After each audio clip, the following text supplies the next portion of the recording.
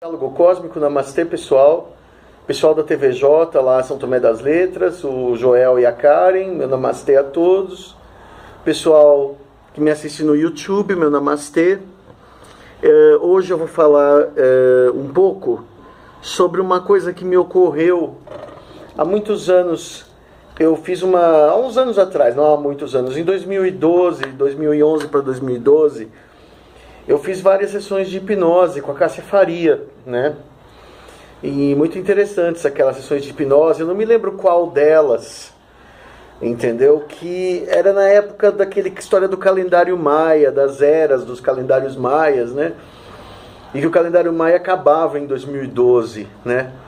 E que então isso era interpretado por alguns como o fim do mundo, né? Num sentido assim bastante alarmista, ou para outros era interpretado apenas como sendo o fim, porque o calendário tinha sido feito 500 anos antes e eles não iam fazer infinitamente no futuro, porque eles não sabiam quanto tempo, eles estavam muito além do tempo de vida deles. Você não compra um calendário para o ano 3000, você não tem você não vai encontrar, mesmo hoje em dia, você não vai encontrar uma loja, eu quero o calendário do ano 2500, entendeu? Ou 2600. É claro que o computador pode calcular, mas a princípio você não vai encontrar isso no comércio. E ninguém vai se dar o trabalho de fazer o calendário. Será que o dia 29 de março de 2500 vai ser uma segunda-feira? Quer dizer, para quem que interessa isso? Né? Para ninguém. Então, por esse motivo, né, o calendário maia parava em 2012, que eram os tuns e os catuns, né? Quer dizer, as eras e as grandes eras, né? E a grande era acabava em 2012. E as pessoas falam assim, não aconteceu nada, era furado. A gente está aqui em 2016, o mundo está aqui ainda, né? Tá tudo bem. Mas eu lembro que quando eu fiz uma hipnose com a Cássia, né? Existia eu falava assim que eu estava lá incorporado, lá um reptiliano. Se eu não me engano era um reptiliano, se eu não me engano, eu não sei se era eu mesmo o Cracker ou se era algum outro que tinha entrado, eu não lembro muito bem da história, mas eu lembro que eu falei que 2012 era o começo dos anos kármicos, né? O que seriam os tais dos anos kármicos, né? Seria o que o cristianismo chama de apocalipse, né?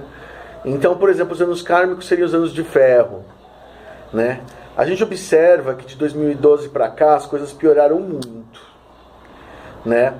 Existe uma crise política grave no Brasil que nunca se esperou que fosse acontecer, entendeu? A bomba foi explodir em 2014, 2015, 2016, uma vitória da Dilma que, na meu entender, foi forçada, entendeu? E que acabou explodindo em revolta, né? E uma degeneração da vida na Europa, a entrada do Estado Islâmico na Europa, arrepiando, assim, uma ameaça realmente o islamismo na Europa chega a ser assim, uma coisa que ameaça a civilização ocidental de continuar existindo. Eles podem levar toda aquela confusão que a gente está acostumado a ver do Oriente Médio, da Síria, do Líbano, do Iraque e tudo mais, levar para a Alemanha, para a França, para, entendeu? Tornar esses países ruins, complicados, como são os países do Oriente Médio, que já vivem conflitos aí há séculos, né? O islamismo ele teve problemas em todos os lugares, que não, sem fazer um juízo de valor se a religião é boa ou se é ruim, mas o islamismo teve problema com os cristãos no Ocidente na Idade Média. Teve problema com os budistas nos séculos 17, 18, 19, que os budistas detestavam o Turcomenistão chinês, que era a fronteira do islamismo na Ásia.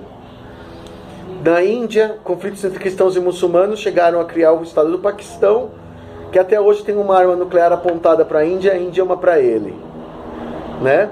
Então, assim, é uma religião de difícil convívio, né?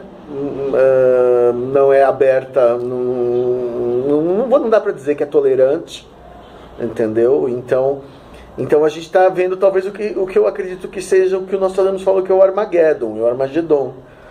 Porque você vai chegar uma hora que todos os países vão estar envolvidos nessa história.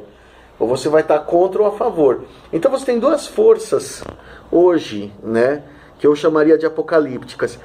Um renascimento do comunismo, né, na figura do Putin, na figura da Unasul, do Fórum de São Paulo, quer dizer, toda uma intenção de tomar a América Latina para tornar ela comunista. Então, assim, a gente pode até conseguir tirar o governo atual e tirar esta ameaça, mas isso não significa que a ameaça acabou, né? Você não tá com a coisa não está dormindo, né? Você sabe que daqui 5, 10 anos vai ter uma outra história.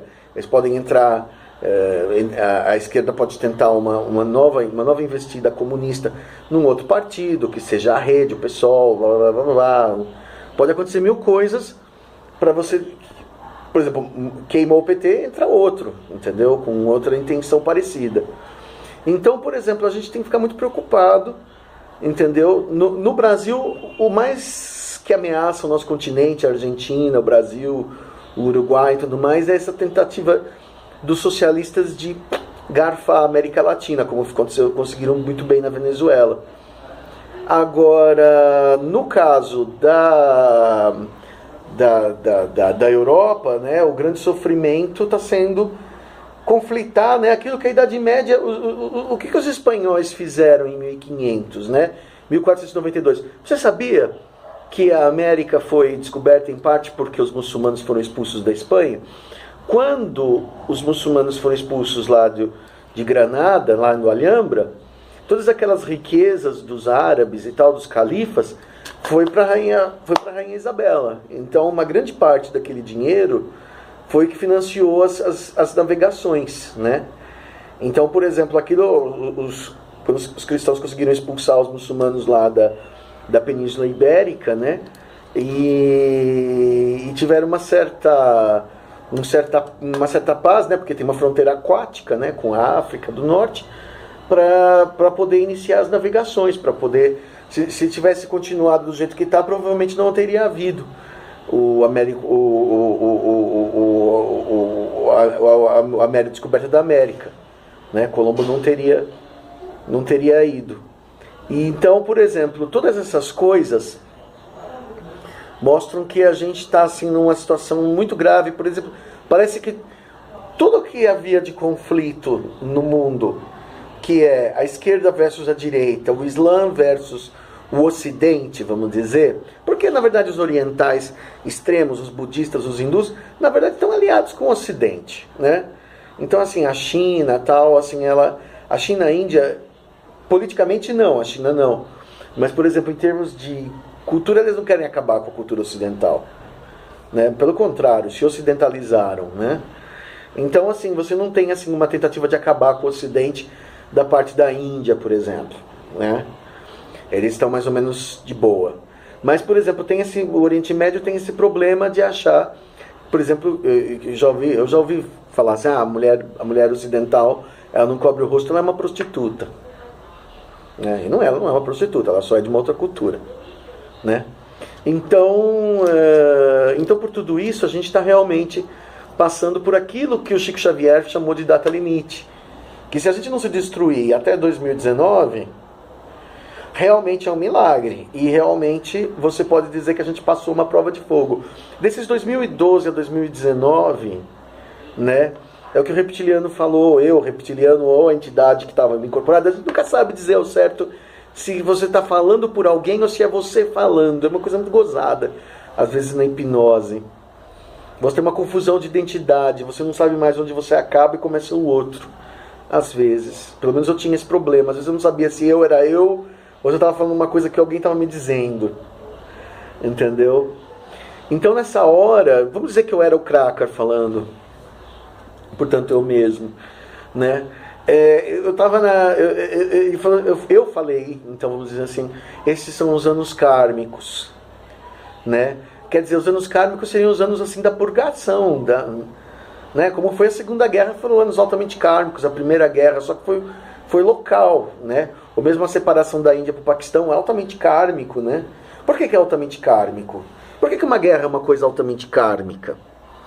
Porque quando você, por exemplo, quando Mahatma Gandhi separou a Índia do Paquistão, aliás, ele não queria separar, mas o Nehru quis separar a Índia do Paquistão, os muçulmanos dos cristãos, os hindus dos muçulmanos, desculpa, os hindus tinham que subir para o Paquistão, os muçulmanos tinham que subir para o Paquistão e os hindus tinham que descer para a Índia.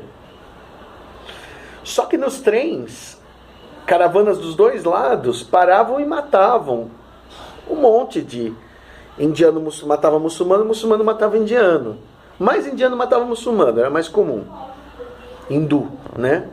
Porque eles tinham aquele ressentimento de séculos, entendeu? Aquela vendetta. Então aquele karma aflorou naquela hora. Tanto que teve uma história famosa de um homem que chegou para o Mahatma Gandhi. O Mahatma Gandhi ficou muito triste. Ele acreditava na paz entre as duas religiões.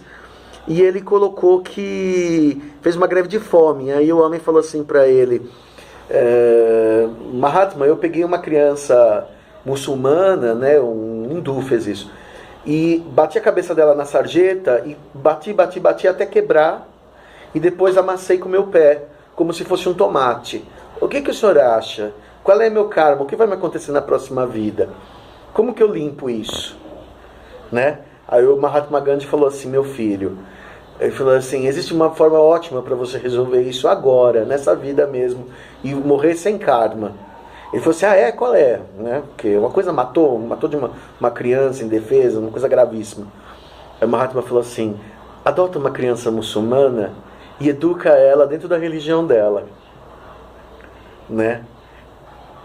E o cara ficou quieto, né? Eu não sei o que o cara fez. Ninguém sabe. A gente não sabe dizer se ele fez o que o Mahatma pediu. Provavelmente não. Entendeu? Porque o ódio era muito.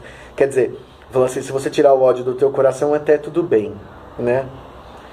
Então, o que a gente vai passar agora, né? Esse acirramento, vamos dizer, do capitalismo liberal versus a esquerda, que renasceu de repente, fingiu de morto, de repente veio com tudo, né?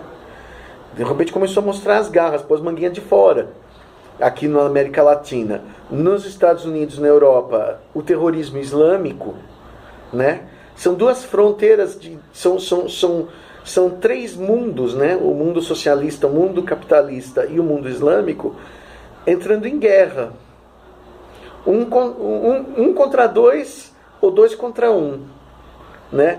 A gente não sabe se, por exemplo, se o Islã pende para um lado ou pende para o outro, se, entendeu?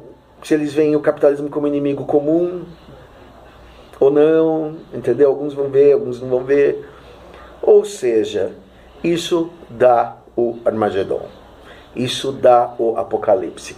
Se a gente não se destruir até 2019, realmente você pode dizer que foi um milagre. Você realmente pode dizer que a gente passou uma prova de fogo. Caso contrário, entendeu? Daqui em diante, nas próximas décadas, até 2050 mais ou menos, uma boa parte da humanidade vai ser dizimada em guerras, né? Porque isso não vai parar, isso só vai escalar, né? Então eu entendi o que foi a profecia reptiliana quando ele falou 2012 é o fim do mundo, sim. Só que o fim do mundo não é um meteoro, o fim do mundo não é uma explosão nuclear, o fim do mundo é um processo. E quando os astecas falavam que era o fim de um grande Catum, 2012, o fim de uma era, de um modo de vida. Porque por muito tempo a gente conseguiu viver dessa forma, se aguentando, se tolerando mais ou menos. Né? Os três lados, vamos dizer, os muçulmanos, os ocidentais e os socialistas se aguentavam, né? E de repente não mais. Por exemplo, um dos Catuns que terminou, né? Uma das eras maias que terminou foi a Revolução Francesa.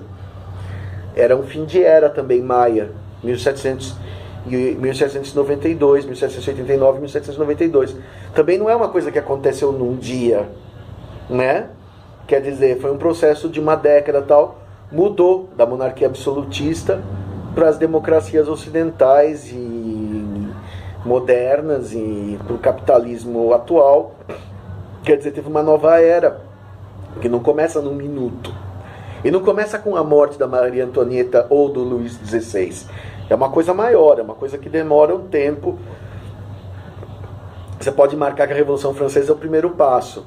Por exemplo, no caso do fim o que prenunciava já o fim do mundo, ou o fim da nossa era de, vamos dizer, de civilização ocidental pacífica e bem organizada, que até certo ponto foi as Torres Gêmeas, né? E aí agora 2012 começa a coisa a degringolar bastante. Você pode observar como 2013, 14, 15, 16 é um pior que o outro. E eu acredito que 17 e 18 vai ser bastante pior, sem querer ser chato, tá? Essa é a minha reflexão sobre uma coisa que eu falei numa hipnose há muito tempo atrás, e que agora é que eu fui entender, agora caiu a ficha pra mim, que eram os anos kármicos 2012 a 2019. A tal da data limite do Chico Xavier bate o fim do mundo maia, lá do calendário maia, bate sim, entendeu? Com o que está acontecendo, que o mundo ficou tão péssimo em tão pouco tempo, a ponto de você falar assim, meu Deus, eu quero sair daqui agora, eu queria, entendeu, e migrar para Netuno, entendeu? Insuportável, né? É isso aí. Se vocês concordam ou discordam, estou aberto às suas opiniões. Chico Penteado, programa Diálogo Cósmico. Namastê.